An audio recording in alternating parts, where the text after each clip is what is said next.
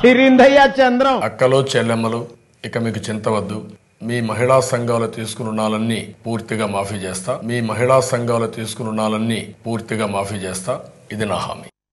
చంద్రబాబు నాయుడు గారు అన్నారు రుణమాఫీలు చేసేస్తాము అని అన్నారు.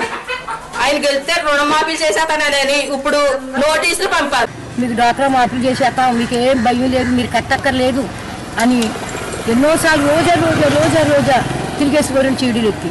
సర్లే మాకు డ్వాక్రా మాఫీ చేస్తానంటున్నారు, కూలి లేని వాళ్ళు ఏదో బిడ్డలు పెంచుకోవచ్చు అన్న దృష్టిలో మేము ఓటేసాము. చేసిన దాకా ఇప్పుడు ఇదిగో నోటీసులు వచ్చినాయి. మరి పేదవాళ్ళందరినీ ఎందుకు ఆయన మోసం చేస్తున్నాడో మాకు అర్థం కావట్లే.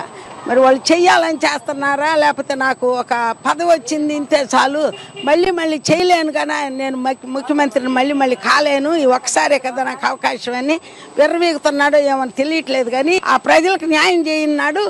ఆయన ముఖం మీద పేడకళ్ళ చల్తారో మరి మట్టి దుమ్ము కలిపి చల్తారో ప్రజలు, ఆడవాళ్లే ముందుకు వచ్చి ఆయన్ని ఎక్కిరించి హేళన చేసే రోజులు వస్తున్నాయి.